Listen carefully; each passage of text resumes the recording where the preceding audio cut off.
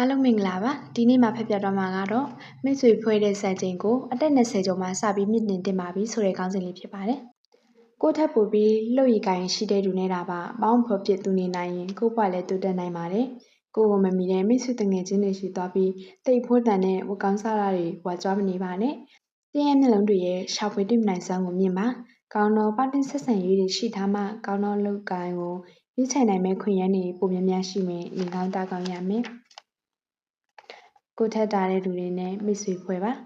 လူတယောက်ချင်းစီရဲ့မိတ်ဆွေဖွဲ့တဲ့စံချိန်ကမတူကြပါဘူးတချို့ကကိုထက်ညံ့တဲ့လူနဲ့မှပေါင်းစင်နေသူတို့ရဲ့အားကြတဲ့အကြည့်ထဲမှာကြည်ကြည်နက်နက်အရတာခံပြီးအာတွတွေတိုးနေတတ်ပါတယ်ဒါပေမဲ့ပိုက်ရင်နဲ့ရရှိတဲ့အမျိုးသမီးတွေကြတော့ခုကိုတာမမီတဲ့သူတွေထဲမှာနေရတာရှက်တောင်ရှက်နေသေးတယ်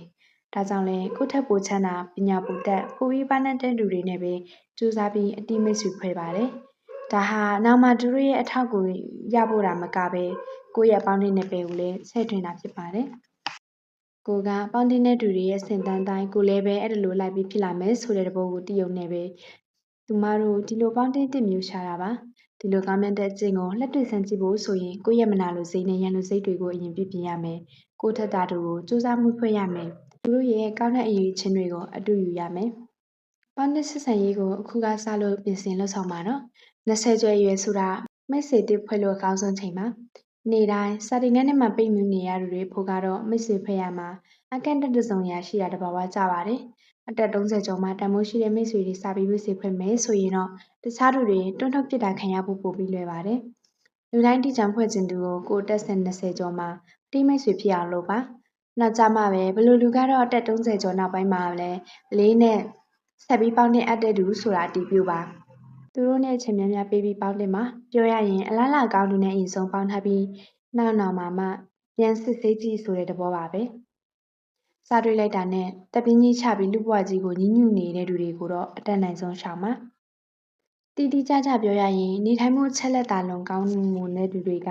တိတ်ပြီးရေးကြည့်ရမှန်ပေမဲ့ပိုပြီးရေးကြည့်တာကသူတမ်းမှုကိုလူ့ဘဝတဘောထားအဖြစ်ထားရှိသူကိုယ်တာပိုပြီးမိတ်ဆွေဖွဲ့တဲ့လူဖြစ်ပါတယ်ကျမတို့ဟာဒီလိုလူတွေကိုအတိဖွဲ့ရမယ်နှစ်သက်မြင့်လို့ရပါမယ်သူမတို့ဟာတစ်ချောင်းလုံးမျက်နှာမှာပြုံးမှန်းနေဆောင်ပြီးသူမတို့တွေနဲ့အတူနေရတဲ့ခါတိုင်းထက်တို့တက်လန်းလူစိတ်တွေတဖွာဖွာပေါ်ထွက်နေပါတယ်လက်ခွင့်အင်တာတက်မှာလည်းမိတ်ဆွေဖွဲ့တာခေတ်စားနေတာပါပဲ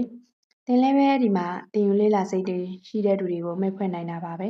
တင်ဘွားကိုစူပြေးလာပအောင်လုပ်ပေးနိုင်တဲ့လူမျိုးတွေနဲ့တွေ့ရင်တော့တင်ဟာစိတ်တဘောဖြူဖြူစင်နဲ့ဆက်ဆံမှာတစ်ဖက်သားတွေစီကဘာရီရအောင်ယူလိုက်မယ်ဆိုတဲ့အတွေ့မျိုးကိုစွန့်ပစ်ပါကိုမိတ်ဆွေဖွဲ့ရတဲ့မူလရည်မှန်းချက်ကမိမိဘဝရည်တွေမြင့်တည်စေဖို့ဖြစ်ပေမဲ့မိတ်ဆွေဖွဲ့ခြင်းတစ်သက်ကိုတော့မှုချအကျိုးမြတ်ပြန်ရမယ်ယင်းနှမြုံနှံမှုတစ်ခုလိုသဘောထားလို့မဖြစ်ပါဘူးအကြောင်းကတင်းရင်ဒီလိုစိတ်ထားမျိုးကိုတစ်ဖက်သားကလည်းတွေ့တတ်တာကြောင့်ပါတကယ်ပေါင်းတင်ဖွဲ့ပြီဆိုရင်စိတ်ရင်းမှန်ရပါမယ်တကယ်ချင်းမိတ်ဆွေပေါ်စိတ်ရုပ်ကိုပါတဘောထားမှန်မှန်နဲ့ဆက်ဆံမှာသူများကလည်းအလိုလျောက်တင်ဘွားရဲ့ခွန်အားရှိတဲ့အထောက်အကူတွေဖြစ်လာမှာပေါ့ဒီကောင်းစဉ်လေးကိုတော့ဘဝကိုဆုံးဖြတ်ပြီးတဲ့အသက်20ကျော်ရွယ်ဆိုတဲ့စာအုပ်လေးဘာသာပြန်စာအုပ်လေးကဒီမှာဖတ်ပြတာဖြစ်ပါတယ်